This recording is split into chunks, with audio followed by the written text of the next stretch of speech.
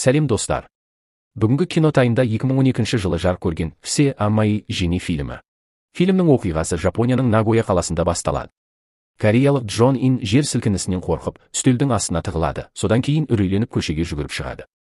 Бірақ айналасындағы адамдардың бәрі, соның ішінде басқа корей жігіті Дюхён да сабырлы күйде болады. Дюхён қызға ешқашан жер сілкінісі болмайтын ең қауіпсіз жерге апарамын деп уәде береді. Белгілі болғандай, Дюхён сәулетші мамандығы бойынша оқиды, ал Джон Ин аспаз болуға дайындалып жүр. Кенет қыздың телефоны дірілдей бастайды. Ол мұны тағы жер сілкінісі екен деп ойлап, қайтадан үстелдің астына тығылады. Дюхён бұл жолы саспай, қорқақ жерлесін кездесуге шақырады. Содан бері 7 жыл өтеді.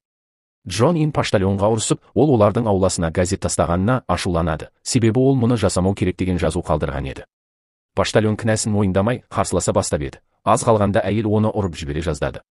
Дәл сол кезде ашулы Дюхён сыртқа шығып, әйелін үйге шақырады. Әйелі оған бөтен адамдардың көзінше сөзін бөледі деп ренжиді.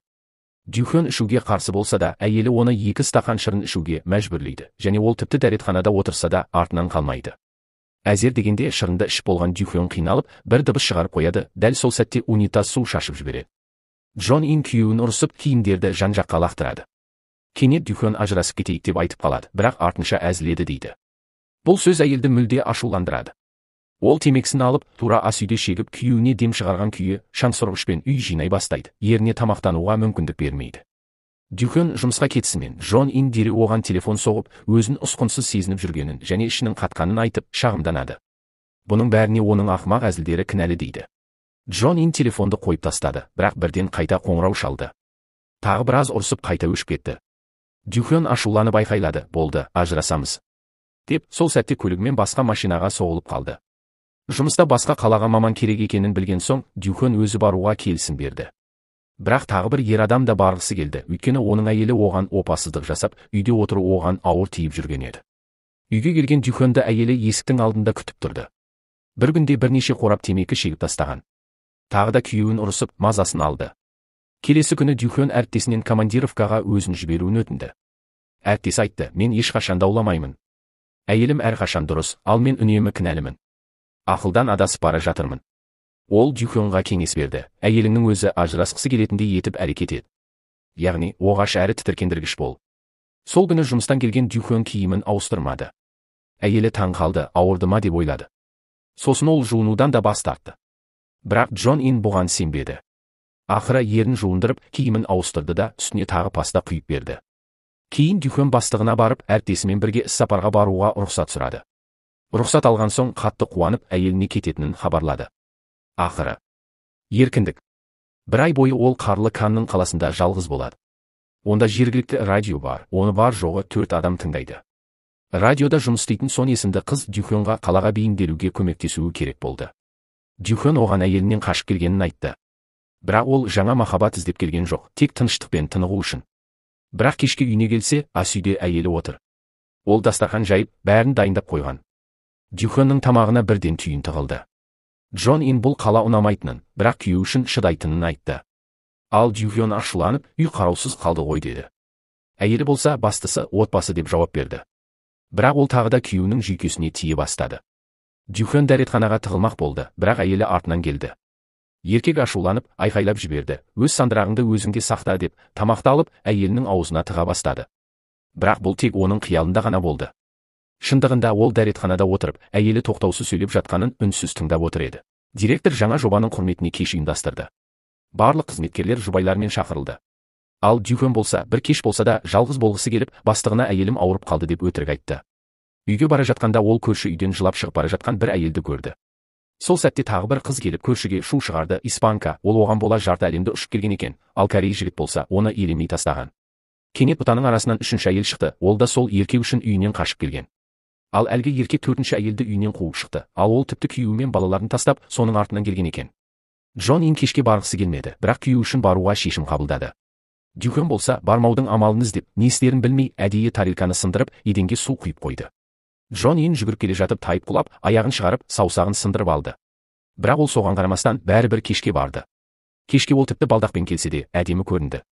Директордың әйелі оған түрлі дөрекі сұрақтар қойып, неге әлі балаң жоқ деп тиісіп, бетімен сөйлей бастады. Басқа әйелдер де оны жақтап күлді. Бірақ Джон Ин сөзден ұтылмайтын әйел еді, бәрін орнына қойып тастады. Рас ашуға беріліп, ақырында сол әйелдердің үстіне тамақты төгіп алды. Үйге қайтып келе жатып, Джон Ин көршісінің шатырдың үстінде тұрғанын, секірмек болып жатқанын көрді. Ол бірден полиция шақырды. Сөйтіп екеуі бөлімшеде отыруға тура келді. Ал сыртта сол жергілікті жүргішті ондаған әйел күтіп тұрды. Олардың бірі тіпті полиция қызметкері. Ал Джон Ин көршісін айқайлап сөгіп тастады. Полицейлерге де сөзін аямай айтты. Кейінірек полицейлердің бірі Дюхенге оның әйелі таңғажайып адам екенін айтады. Ешкімде бұл Казанованың сиқырлы тартымдылығына қарсы тұра алмайды. Ал ең қызығы, ол азғырған әйелдердің бәрі тұрмыста. Дюхен Казанованың кездесуді өтініп, кейін оны әйелімен көңіл қосуға жалбарына бастайды. Өзі бұған батылы бармайды. Егер Казанова көмектеспесе, суға кетіп өлетінін айтады. Сөйтіп ол суға жүгіріп кетеді.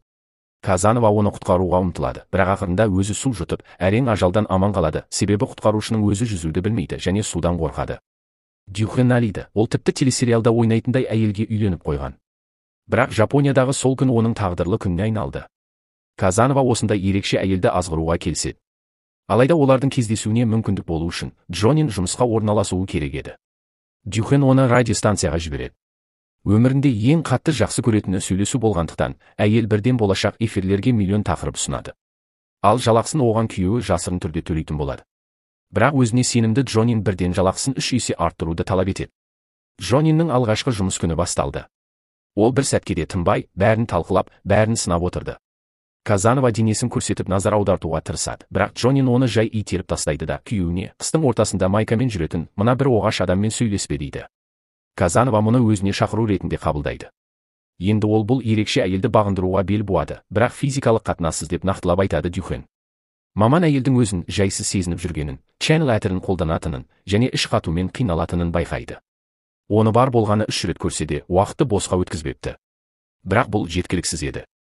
Сонда Казанова тапсырыс берушіге тапсырма береді. Әйелі туралы бар білгенін түгел жазып шығу, таңертеңгі әдеттерінен бастап, эрогендік нүктелеріне дейін, сүйікті кітаптары, гүлдері, спортшылары, бәрін. Бір күні Казанова әдейі жақсы ыдыстар салынған жәшікті тастамақ болады. Бұл Джонеттің ашуын туғызады. Сол сәтте ол нәзік, ренжігіш адам рөлін ойнап көзінен жас шығарады. Ол Джон Индің үйіне кіріп, Казанова болудың қаншалықты қиын екенін айтып отырды. Шайын ішіп болған соң кенет асығыс кетіп қалды да, ыдысты сол күйі қалдырды. Джон Ин бірден бөтеннің ыдысын қайтаруға келді де, көршісінің өмірі қаншалықты қызықты екенін байқап қалды. Оның үстіне, ол үйде әдемі ыдыстардың тұтас жиынтығы бар екен. Үй иесі коктейль жасап, іскерлік түрмен французша телефонмен сөйлесе бастады. Байқаса, ол француз иістерінде, француз әдебиетінде Джон Ин сияқты жақсы көреді екен. Әйел мойындады, оған Икай деген лақап ат қойған. Ер адамдар алғашында оның сүйкімді жүзіне қызығады, бірақ 2 айдан артық оның қасында шыдай алмайды екен. Казанова оны мұқият тыңдап, әр сөзін жылы комплименттермен көмкеріп отырды. Түнде күйеуімен бірге отырып, Джон Ин әңгіме қозғайды. Көршіміз жаман адам емес сияқты дейді. Радио жүргізуші жаңа әріптесін шарап ішіп танысуға шақырғысы келген, бірақ Казанова оны озып, әйел оның шақыруын қабылдады. Ер адам Джон Инді фермаға апарып, жаңа сауылған сүт ішкізбек болды, әрі өз шебер саусақтарының мүмкіндігінде көрсетті. Кейін Казанова оны сиыр саууды үйретпек болып, физикалық байланысқа ұласты. Бұл жайында Джон Ин бәрін күйеуіне ашық айтты. Тіпті сүтші мырзаның арт жағынан тұрып, әдепсіз әңгіме қозғағанын да жасырмады.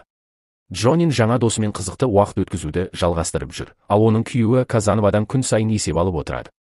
Жаңа жүргізушімен шыққан радио хабарлар қалада барған сайын танымал бола бастады. Әріптесі оны бір жерге шақырғысы келеді, бірақ Джон Ин оған онша мән бермей, көңілін Казановаға бөледі. Ол өзіне Казановамен бірге жүргенде ыңғайлы екенін сезеді. Бір күні екеуі ескі, тасталған саябаққа барады. Сол жерде жүргіш жүрек жарды әңгіме айта бастайды. Мен есімнен танып барамын, сенсіз өмір сүре алмаймын дейді. Кейін ұялғансып, бұл қазір ойнап тұрған әннің сөздері ғой деп күлді. Қандай ыңғайсыз жағдай. Оларды Дюхен бақылап жүр екен. Казанова мұны байқап қалып, тапсырыс берушісінің соңынан қуды. Ол Дюхенді айналып кету үшін әдейі шапшаң сөйлесіп, оны алаңдатпақ болды. Бірақ жауынгерлік қабілеті түкке тұрмайтын еді. Соңында ол қызғаншақ күйеуіне өтініш жасайды. Мені бақылама және менің адалдығыма күмәнданба дейді. Уақыт өте келе Джон Иннің өмірі тек күйеуінің айналасында айналуды доғарды. Ол жұмысына беріліп, бұрын соңды болмағандай көңілді жүрді. Бірақ бәрібір бір күні мұңайып, олардың алғашқы кездесулерін еске алды. Ол кезде олардың арасында көп романтикалық сәттер болған еді. Күйеуі мен әйелі сүйісуге тайып қалған, бәрі сезімге толы сәт еді. Бірақ сол мезетте Джон Инге жұмыстан қоңырау шалып, ол жалаңаш күйеуін диванда қалдырып, асығыс кетіп қалды. Джон Инге бүкіл елге арналған жеке шоу жүргізу ұсынысы түседі, бірақ ол үшін Сеулге оралуы керек болатын. Бәрі жақсы сияқты көрінгенімен, ұсақ-түйек нәрселердің кесірінен ерлі-зайыптылар қайтадан ұрсып, бір-біріне ашулана бастайды. Осылайша мұңды нотада Джонин Сеулге кетіп қалады. Дюхан Казановамен сөйлесіп, бәрі өздігінен реттелді, енді оның қызметіне мұқтаж емес екенін айтады. Бірақ Казанова өз ісінің әлі аяқталмағанына сенімді. Ол өз ойынын жалғастыруға бел буады. Енді ерлі-зайыптылар бөлек тұрады. Джаниннің тобы түрлі танымал адамдармен арандатушылық сипаттағы сұхбаттар алумен айналысады. Мысалы, өз шәкірттерін сипалайтын хореографпен. Дюханның әріптестері оның әйелін көрнекті тұлға деп атайды, тіпті журналға мақала да жазды. Күтпеген жерден Джанин Каннинге қайта оралады, бұл жолы өз көлігімен. Кестесінің тығыздығына қарамастан әйел әдеттегідей күю үшін түрлі дәмді тағамдар дайындап қойған. Джаниннің жоспарлары көп, ол өмір бойғы армандарын жүзеге асырмақ. Бірақ әзірге жақсы жар болуға шамасы жоқ. Тіпті түнеуге де қалмайды, студияға шұғыл баруы керек. Кетер алдында ол күйеуіне түсінде бір еркекпен төсек қатынасында болғанын, бірақ оның жүзін көрмегенін мойындайды. Сеулде Казанова Джанинді мейрамханаға шақырып, оған жұмысқа көмектесетін жазбаларды тапсырады. Әйел журналға мақалалар жазбақ ойда. Әңгіме барысында Джанин күйеуіне балалы бола алмай жүргендерін, қанша тырысса да нәтиже жоқ екенін айтып шағынады. Дюхан көршісіне қоңырау шалмақ болады, бірақ нөмірі енді қызмет көрсетпейді. Бұл Джанин мен Казанованың соңғы кездесуі. Әйел оны сүйгелі тұрған, бірақ сол сәтте өзі оны алдап кетті, дәл сол сияқты, баяғыда балалар алаңында ол оны алдағандай. Джанин Казановаға түсінде онымен бірге болғанын айтады. Сосын қоштасып кетпек болады, бірақ ол жібермейді. Казанова Джанинді құшақтап, оған сүйіспеншілігін білдіреді. Алайда ол оны ұмытуға және оның нөмірін жойып тастауға дайын екенін айтады. Осындай ашық әңгімеден кейін ол сілейіп қалған әйелді есік алдында қалдырып кетті. Дюхан көлігімен Казанованы қағып кете жаздап, соңғы сәтте ғана тоқтап үлгерді. Ол көршісіне жалбарынып, бәрін доғаруды өтінеді. Енді ол әйелінен айырылып қалудан қорқатынын айтады. Себебі әйелі бұрынғыдан да көңілді, тартымды болып кеткен, ал өзі одан ақылын жоғалта бастады. Бірақ мәселе мынада, Казанова да Дюханның әйеліне ғашық болып қалған еді. Енді ол оны босатпайды. Өмірінде алғаш рет жүрек жарды ғашық болып, мұндай ақымақ көршіге әйелін бере алмайды. Дюхан үйге жүгіріп барып, әйеліне көңіл бөлмек болды, бірақ дәл сол сәтте жұмысқа шұғыл шақырту алады. Бір күні ол ажырасқан әріптесімен сөйлеседі, ал ол қайтадан бұрынғы әйелімен үйленген болып шығады. Күтпеген жерден Джониннің келесі сұхбаты сол Казановамен болмақ екен. Екеуі шын жүректен әңгімелесіп кетеді, ал әріптестері олардың арасындағы түсініксіз жақындыққа таң қалады. Серцеев өз өмірін өзгерткен, бірақ Сеулге кетіп қалған бір тағдырлы әйел жайлы айтып береді. Джонин Дюханге қоңырау шалып, олардың аты аңызға айналған Казановамен сұхбат алып жатқанын айтады. Ол дереу жетіп келеді. Бірақ әйелі абыржып, онымен сөйлескісі келмейді. Бұл бәрі сенің кесіріңнен, деп айқайлайды Дюхан. Сен онымен ұйықтадың ба? Бәрін мен ұйымдастырдым, онымен жалдадым, ол сені арбау үшін келген. Джонин бәрін бірден түсінді. Күйеуі одан жалыққан, осылай етіп одан ажырасқысы келген екен. Ал енді көрдің бе, оған қайтадан ұнапты. Казанова оның жүрегін жаралады ма? Әрине, себебі ол Джонинге не ұнайтынын білді, әр сөзін тыңдап, үнемі қасында болды. Ол ешқашан біреу өзін дәл солай түсініп, құрметтей алады деп ойламаған еді. Бірақ бәрі жалған болып шықты. Енді оған ешкімнің махаббаты қажет емес. Ал ана ақымаққа ол өмірінің 7 жылын арнапты. Кенет күшті жер сілкінісі басталды. Бүгін Джониннің Каннин қаласындағы соңғы тікелей эфирі. Ол тыңдармандарына бір бейшара ер адам туралы әңгімелейді. Ол әйелінен ажырасқысы келіп, оны арбау үшін азғырушы жалдаған екен. Бірақ сол азғырушы оны шын тыңдап, түсіне білген. Эфир соңында Джонин қорытынды жасайды. Жақын адамдар бір-бірімен сөйлесіп, сырын бөлісуі керек. Өйткені өмірде бәрін түзетуге болады, тек үнсіз қалмау қажет. Көзінен жас шығып, ол тыңдармандарына мен ажырасқым келеді деп мәлімдейді. Содан кейін әйел теңіз жағасында жалғыз отырып, мұңға батады. Сол сәтте оның көз алдында Казанова теңізге кетіп барады, өзіне қол салмақ болып. Джонин оны құтқаруға жүгіреді. Екеуі де суға түсіп, толықтай су болған күйі полицей көлігімен кетіп бара жатады. Джонин Казановаға ашулы емес, бірақ олардың енді бір-бірін ұмытуы керек екенін айтады. Сол уақытта Дюхан мазасыз күйде әйелін қарсы алады. Джонин оған олардың үйін жалға беріп, барлық заттарын жинап қойғанын айтады. Дюхан оны сөйлесуге шақырады, бірақ әйел оған, мұны бұрын айту керек еді дейді. Казанова Дюханды қорқақ қошқар деп атап, бірақ оған соңғы мүмкіндік бар екенін ескертеді. Жер сілкінісінен кейін жаңа, мықты іргетас қалай бастаса, дәл солай қайтадан бәрін түзетуге болады. Кейін Сеулде заттарын жинап жүрген кезде, ерлі-зайыптыларға газет ұшып келеді. Бұл жолы ашулы Дюхан пошташыға дүрсе қоя беріп, дәл Джонин сияқты ұсады.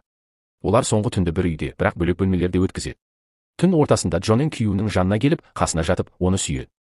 Ал таңертең ол оянғанда әйел жоқ еді. Кейінірек олар сотқа барып, ажырасу туралы өтініш бермек болады. Бірақ соттағы үзіліс кезінде екеуі жақын маңдағы шағын дәмханаға барып тамақтанады. Онда Дюхан ашуланып, қызмет көрсетушіге ұрсады. Джонин оған ескі күндердегідей ақыл айтып, өмір жайлы тәлім береді. Дюхан оның осындай ұрысқақ мінезін қатты сағынғанын түсінеді. Енді жалғыз қалған ол әйелінің неге бұрын солай сөйлейтінін енді ғана ұғады.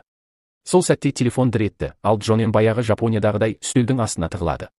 Дюхан дәл сол кезде, сол баяғыдай оны кездесуге шақырады. Сотқа олар сол күйі оралмайды. Ал Казанова өз драмалық оқиғаларымен радиода Джоненнің орнын басады. Бір-бірлеріңізді бағалап, сені сүйемін деген сөзді көбірек айтыңыздар, келесі кинотаймда кездескенше.